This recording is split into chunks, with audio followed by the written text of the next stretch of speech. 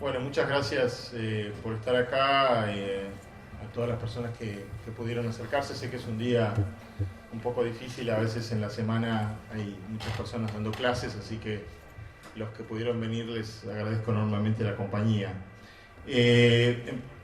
Bueno, yo no voy a hablar mucho porque lo que yo tengo para decir ya lo dije ahí y no quiero tampoco abusar de la buena voluntad y de la paciencia, pero sí quiero hacer algunos agradecimientos adicionales a los que ya están incluidos en el libro. Por supuesto a la librería del Fondo de Cultura Económica, que fueron tan gentiles de hospedar la presentación, y me parece que es un lugar muy apropiado, además de que también quería que fuera en la zona donde vivo, en la zona de Palermo, así que me gusta estar en mi barrio.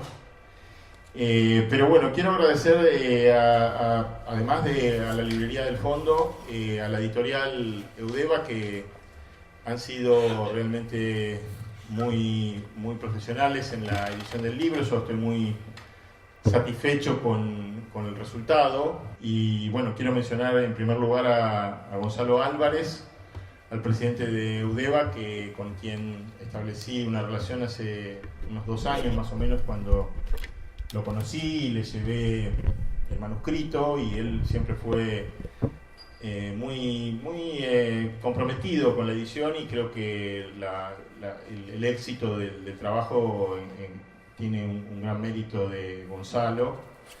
Y también a Jimena González, que trabaja en la editorial y que está a cargo de la colección Temas, en la que fue publicado el libro. A Viviana Curlat, que está a cargo de las presentaciones y que también trabajó para que pudiéramos organizar este evento. Y quiero hacer una breve referencia a Santos López Uriburu, el vicepresidente de Eudeva, que falleció el día de hoy. Y me comunicaron de la editorial eso, y quería también simplemente expresar mi pésame a la familia, y a alguien que muy querido en la casa. Otros agradecimientos están en el libro y no los voy a repetir, pero también, por supuesto, a las 2 personas que me acompañan, a Luis y a Fernando, que también han sido importantes en el libro. Por eso estoy muy contento de que puedan decir algunas cosas sobre el libro, probablemente sin que ellos lo supieran. Yo cuando lo escribí, sobre todo con Fernando, que está citado en varios momentos, en varios capítulos del libro, es, como muchos otros colegas, que muchos están presentes acá, alguien con quien yo dialogo, ¿no? Y siempre los interlocutores. Y bueno, Luis también es muy importante en el libro. Fernando es profesor en la Universidad de la Ciudad de Nueva York, en CUNY, en el Graduate Center, y Luis es editor, un editor muy reconocido en nuestro país, además de alguien que, digamos, hemos compartido espacios a lo largo de muchos años y tenemos muchos amigos en común. Pero él fue muy importante en que el libro pudiera publicarse. Realmente fue una figura importantísima para mí, porque la edición no fue un camino fácil. Luis, yo pienso que él es como un Sherpa, ¿no? Un Sherpa que me ayudó a encaminarme en el terreno, en la intemperie del mundo editorial. Así que por eso me parecía muy valioso que él pudiera hablar del libro, porque lo leyó en su manuscrito. Y alguien más que me olvido de mencionar y que quiero hacerlo es Alejandro Palermo, que es el editor de Eudeva, que también hizo un trabajo muy profesional, y creo que el libro también le debe a él. Hay muchísimos colegas y amigos y familiares que también participaron de una manera directa o indirecta en el libro y que están mencionados, pero quiero reiterar mi agradecimiento a ellos. Y con eso ya termino y le cedo la palabra. Bueno, y como una nota graciosa, me acordaba que una vez en un congreso de la Asociación de Estudios Latinoamericanos, que ocurrió increíblemente en Las Vegas, la única vez. Nos aventuramos una noche a recorrer todos esos paraísos artificiales y jugamos un quad. Y ahí se acabó nuestra vida, pero después, por supuesto, en Cambridge y bueno, en Buenos Aires también varias veces, ¿no? Entonces es un gusto estar acá. Hemos sido interlocutores desde hace muchos años y bueno, estoy muy contento de compartir esto con ustedes, este texto, ¿no? Voy a leer entonces.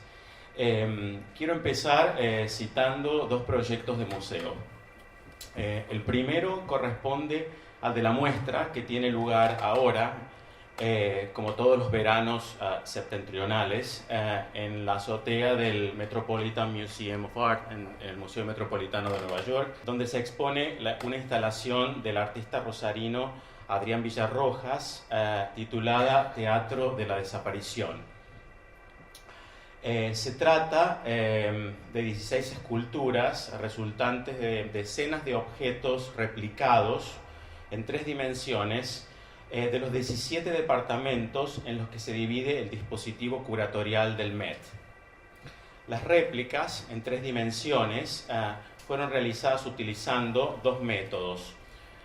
La fotogrametría, una técnica de mapeo aéreo arquitectónico que se vale de cientos de imágenes tomadas por una cámara común para reconstruir objetos, y por otro lado el escaneo láser.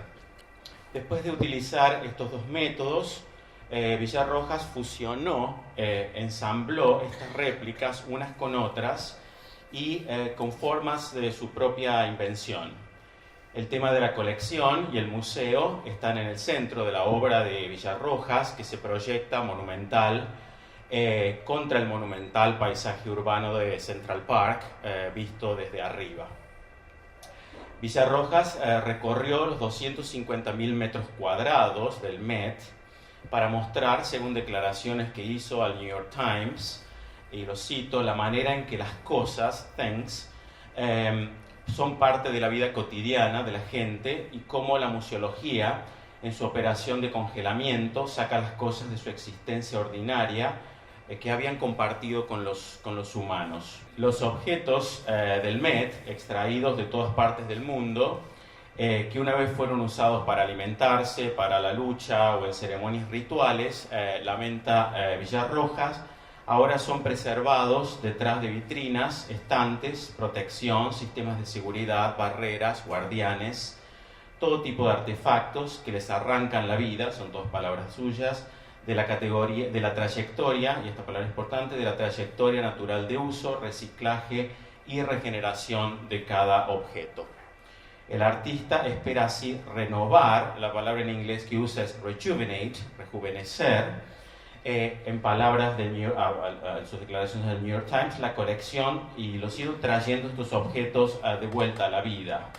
Villarrojas señala además que trabaja, y lo cito, bajo la premisa ontológica de imaginar museos sin divisiones, sin geopolítica, totalmente horizontales. Monumentalidad, génesis y apocalipsis suelen ser términos invocados en la obra de Villarrojas, que planea intervenir museos enteros de Europa y los Estados Unidos en el próximo año. Las respuestas críticas a la instalación fueron dispares.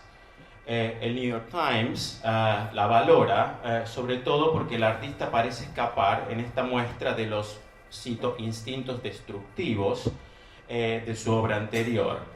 La revista de entretenimiento Time Out, en cambio, señala que Villarrojas es, y lo cito, constructor de divertimentos monumentales para las élites globales, que también apela a las masas que buscan entretenimiento en la alta cultura. Fin de cita.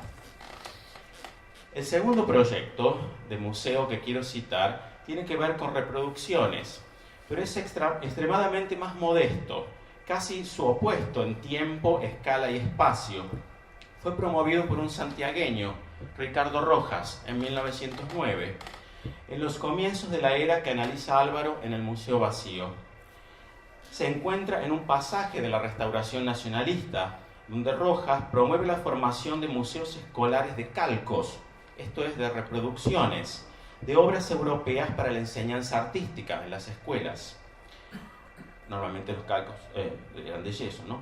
100 años han pasado desde la propuesta de Rojas y el museo sigue en el centro del debate por su estatuto institucional, cada vez más marcado por su impacto público y en la imaginación global, e intensamente sujeto a los interrogantes políticos, sociales y culturales que presuponen o supone la apropiación y la exhibición cultural, su relación con las comunidades y las élites que lo formaron, así como de los sectores a los que apelan hoy y apelaron al pasado. Lo que me interesa marcar aquí es que la interrogación común en torno a cómo las cosas son parte de la vida cotidiana de la gente y cómo la museología en su operación de congelamiento, vuelvo a Villarrojas, ¿no?, toma las cosas fuera de su existencia ordinaria que compartía con los humanos, es diametralmente distinta en Villarrojas y en este libro de Álvaro. Y esa distancia pasa no solo por la diversa contextura de las colecciones de las que parten, por un lado la colección monumental del Museo Metropolitano de Nueva York, y las que estudia él en Tiempo y Espacio, sino por el modo en que implícitamente ambos imaginan el museo y con él la colección, la comunidad y la vida. Leo El Museo Vacío de Álvaro Fernández Bravo como un libro que habla del museo pasado para hablar del museo posible. El análisis, centrado en Argentina y Brasil, se inicia en 1880, en el comienzo de la era de formación del dispositivo museo en sus variadas formas, y tiene su fecha de cierre en 1945. Pero es precisamente la interrogación sobre ese después de 1945, lo que va marcando aquí y allá, a través de referencias breves, a veces en oraciones al paso, a veces en citas a pie de página, a veces de modo declarado, la preocupación sobre el museo posible y con él sobre las políticas culturales, el gestionamiento del patrimonio y el cuestionamiento de las identidades colectivas, sobre todo en Argentina. Y en esos interrogantes se plantean reflexiones sobre la relación crucial de Estado y cultura, y en particular sobre la cuestión del patrimonio indígena, eje de la indagación del libro. Como en otros trabajos de Álvaro, el Museo Vacío tiene en su eje la figura de itinerantes, viajeros, exiliados, desplazados. Robert Lehmann Nietzsche, Alfred Metro y William Henry Hudson, definidos por la relación de llegada o de regreso a Europa o los Estados Unidos, y Joaquín B. González, Ricardo Rojas, Samuel Lafone Quevedo, Juan Bautista Ambrosetti, llegados de las provincias a Buenos Aires. Del lado brasilero, Couto de Magalhães, Euclides da Cunha, Silvia Romero. De algún modo, todos son partes de una empresa estatal que busca dotar de colecciones a una nación que empieza a poblarse de inmigrantes en las que se inscribe la categoría de futuro y desplazar a las poblaciones nativas al pasado remoto. Pero esa empresa, destinada a suplir una carencia llenándola de cosas, es al mismo tiempo precaria, ya que parte de un escuálido apoyo estatal. Se trata de un Estado que, particularmente en el caso argentino, promueve, por un lado, las economías patrimonialistas fundadas en la expropiación y, por otro, desampara a sus investigadores y carece de sistematicidad en sus procesos de acumulación primitiva. Toda la cuestión del capital y la propiedad frente a las políticas de Estado se juega así en una tensión que el libro explora y que extiende sus premisas al presente. La cuestión de las políticas culturales y de los intelectuales ligados o separados de ellas es un tema crucial de discusión en este contexto. El tema del déficit simbólico crónico y el modo en que las culturas indígenas sirvieron para abastecer un patrimonio cultural vacío sirve aquí para pensar categorías biopolíticas que tienen que ver con un museo que no se ve como representación de la nación, sino como espacio de violencia y sacrificio fundacional de esa nación. Si el libro de Álvaro es un libro sobre el museo posible y también sobre quizás un museo deseado, es porque la violencia y el sacrificio están en el eje de sus discusiones. Brasil opera en el Museo Vacío como un referente que atraviesa el debate sobre el lugar de las poblaciones indígenas en el espacio del museo y la colección. Álvaro va tramando relaciones de intersección entre etnógrafos y filólogos que actuaron en Argentina y Brasil. Pero Brasil es en el libro el espacio en que se opera otro modo de construcción de patrimonios. Discutiendo la relación del tráfico de imágenes de indígenas en el centenario argentino, imágenes que permanecen en la actualidad, Álvaro escribe, por ejemplo, y lo cito, que las fotografías indígenas resultaron útiles por su capacidad de ser reproducidas e integradas en un sistema educativo donde todavía permanecen.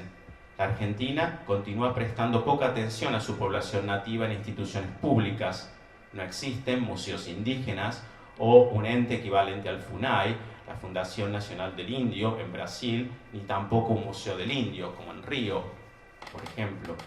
Más adelante, apunta que el Estado argentino no estableció una política cultural nítida o coherente después de 1945, como sí sucedió con el varguismo. La Argentina no hizo de la cultura un locus político en este sentido, ni trabajó desde entonces por la cooptación de cuadros intelectuales ni por la formulación de una legislación temprana y duradera sobre el patrimonio, sino que, y lo cito, operó una constante hostilidad hacia la actividad cultural. En su mirada al pasado, que es futuro, Álvaro insiste además en que en la Argentina no hubo esfuerzo crítico decidido para que el patrimonio indígena saliera del mundo del positivismo etnográfico hacia la esfera estética, por ejemplo, de los museos de historia natural, por ejemplo, a los museos de arte. De hecho, ocurrió al revés. En ocasiones se expulsaron objetos del Museo de Bellas Artes al Museo Etnográfico, en una relación inversa a la de los modelos metropolitanos. La apropiación de la cultura indígena como componente del cual obtener capital simbólico, aunque violento y originario, es en todo caso más lenta y ambivalente en Argentina que en Brasil, pero la atención dada, por ejemplo, a la literatura gauchesca. Se trata, en otras palabras, de modos biopolíticos de entender la comunidad a partir de los cuales el museo se forma, solo que en el museo vacío ese museo no está reducido a instituciones que llevan el nombre de museo, sino también a catálogos, a antologías, a historias literarias y relatos que pueden ser entendidos como parte de ese dispositivo. De hecho, el museo vacío hace precisamente de las formas del dispositivo museo presente en libros museo. Otra vez, historias literarias, tesoros lingüísticos, colecciones de fotografías, antologías de textos, el espacio más heterodoxo y punzante de sus formulaciones, en las cuales el patrimonio intangible entra decididamente como espacio para el ejercicio de la gubernamentalidad y la expropiación cultural. Pero si tuviera que decir ¿de qué figuras Álvaro, a través de qué figuras Álvaro imagina los museos futuros o posibles a partir de los del pasado y con ellos una nueva relación entre Estado, acumulación y culturas nativas? Me atrevería a decir que esas figuras son William Henry Hudson y Alfred Métraux. Me gusta pensar en el museo vacío como un museo que van componiendo estas dos figuras de entrada y de salida de la cultura argentina, en la que vivieron durante décadas y de la que no regresaron una vez que salieron de ella, pero que nunca abandonaron en su obra. Se fueron pero no abandonaron la Argentina. Escrita al margen de las aduanas disciplinarias, Métraux atraviesa el libro entero de Álvaro y es uno de los pivotes a partir de los cuales se arman las múltiples redes intelectuales que articula el libro.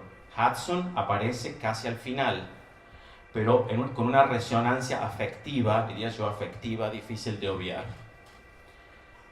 En las dos figuras se inscriben formas de producción y conocimiento que establecen una relación dinámica y compleja entre acumulación, estética y saberes científicos. Ambos plantean desafíos al conocimiento disponible, polemizan con la idea establecida de colección, la expanden y la alteran.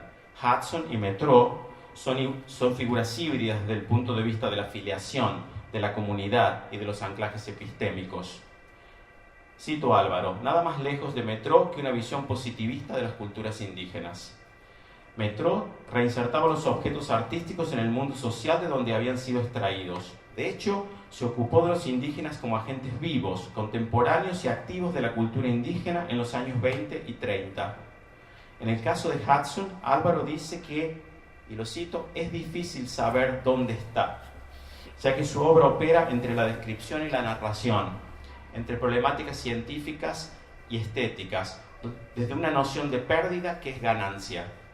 De hecho, describe el lugar y la labor de Hudson en líneas que replican las que utiliza para caracterizar su propio lugar y labor como autor e investigador.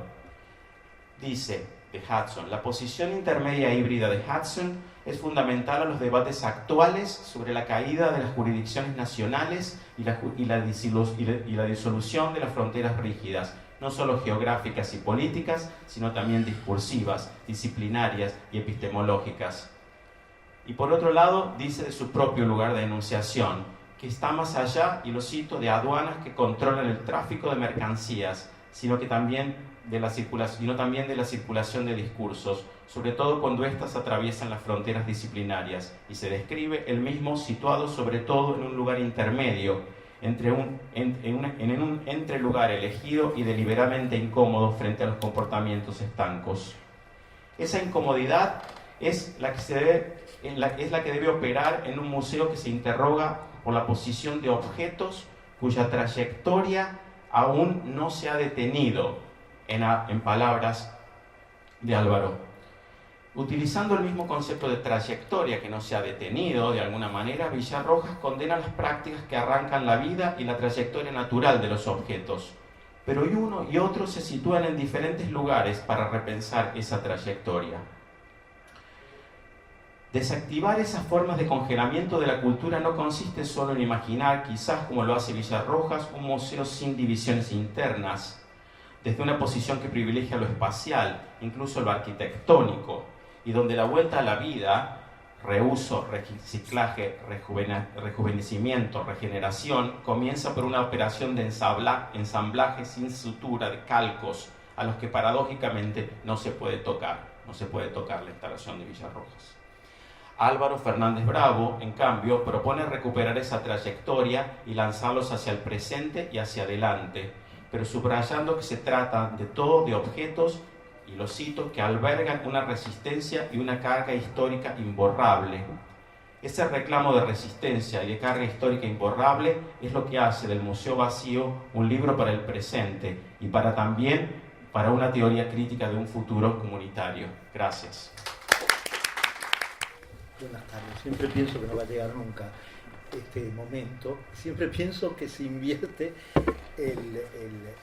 la ceremonia en las presentaciones, que hay que beber antes para despertar la escuela de la elocuencia y después retirarnos en silencio. Pero creo que, Álvaro dio con el peor presentador, en el sentido en que yo leí mal el libro, lo leí como un editor, mal.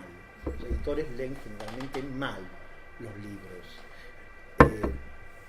Mi maestro en la edición, que fue Enrique Pezzoni, decía: hay que leer el libro, imaginarlo después, imaginar el cuentito de la contratapa y escribirla. Pero nunca hablaba del objeto libro en sí. Yo leí con una especie de conspiración de consignas en la cabeza el libro de Álvaro, una conspiración que convertía literatura es todo lo que se lea como tal en una consigna del Mayo francés, y eso distorsionó todo. Lo leí como una novela, como una imprevisible novela, diría casi decimonónica por la cantidad de personajes. Hay muchos.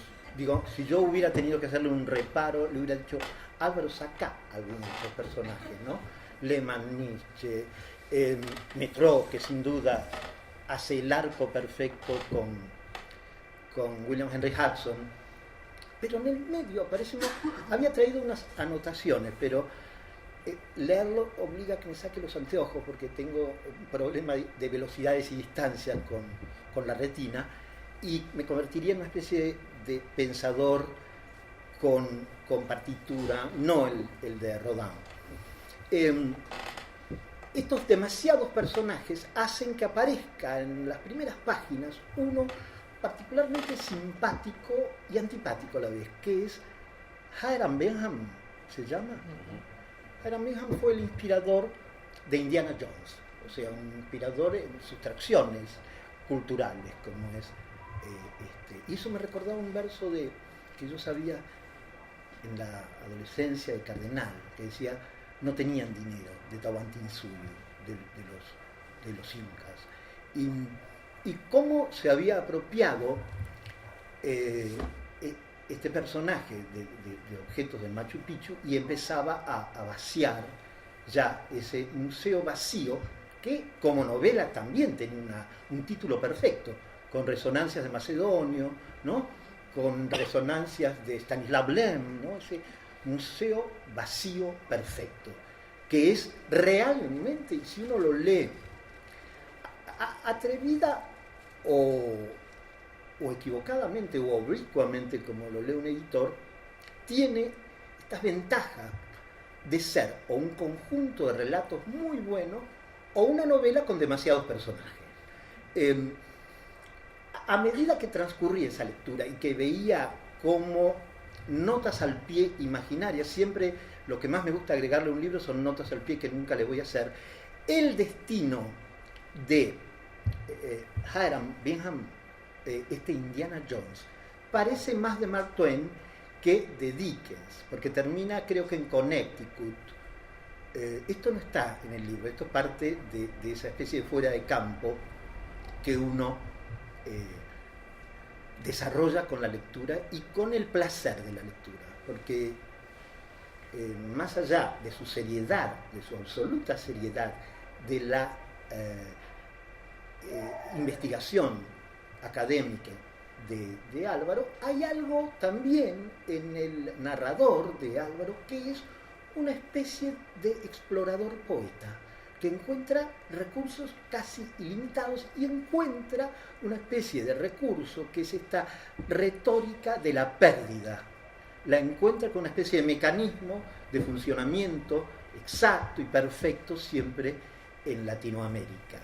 Por medio de esta especie de lógica rara o de ley del narrador, podemos atravesar todo el camino del el museo vacío y llegar a ese personaje único que es el lector, o siempre se dice hacer una lectura diagonal, cosa que es una especie de alarde un poco misterioso. El lector, el tranquilo lector que encuentra Álvaro es William Henry Hudson, Guillermo Enrique Hudson, o Hudson, jinete horizontal que mira las estrellas y hay algunos grabados en el libro, esa ornitología del Río de la Plata. Ve las estrellas y ve los pájaros y arma esa prosa que parece descuidada y que sin embargo es de una precisión casi de joya de Hudson, ¿no? En realidad está muy de moda maltratarlo, en inglés sobre todo, aunque salió un libro precioso de Jason Wilson sobre William Henry Hudson. Jason Wilson, que es un derrotero raro, empezó con el Grupo Sur y terminó encaminado hacia William Henry Hudson, y a quien ve con esta postura de gran lector autónomo que es Hudson.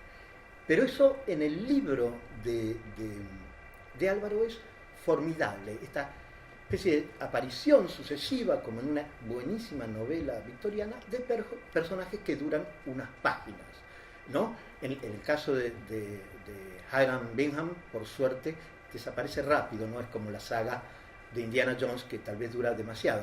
Pero en el caso de Metro, o en el caso de Lehmann Nietzsche, o en el caso posteriormente de Vicente Fidel López o de Grusac, el modo, el enfoque de Álvaro es perfectamente pertinente en el sentido del investigador y en el sentido del novelista.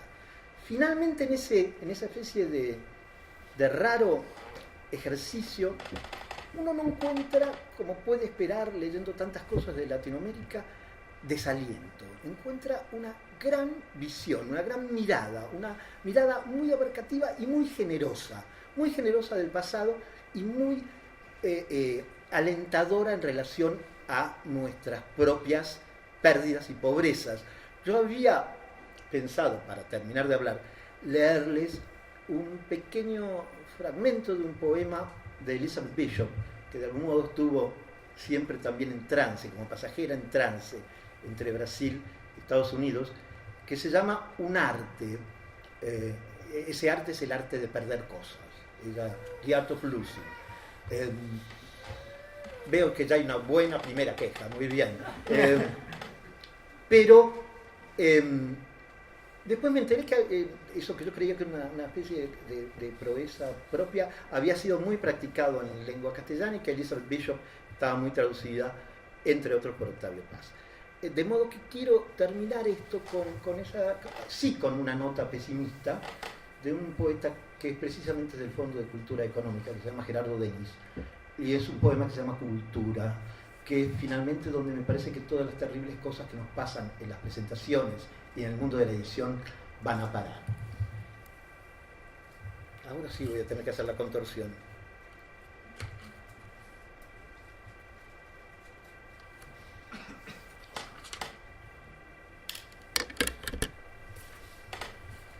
Cultura dice: silla de montar sudada, de cuero rojo, incrustado de canicas y piezas únicas, puerca, albina, Max Mordona, sin la dichosa cubatura de la marrana auténtica, con un ojo azul y otro saltado, con huesos de un marfil que solo ataca el disolvente universal del fanatismo. Más tarde, los filósofos deciden que el fanatismo aquel sacó a la luz virtualidades implícitas en conceptos sometidos a una elaboración creadora, y ya tenemos más cultura. Vianda al fuego, amarillo, en carne viva, siempre a medio azar, humeante, y olor a fuerza y delicia, como en ciertos recovecos.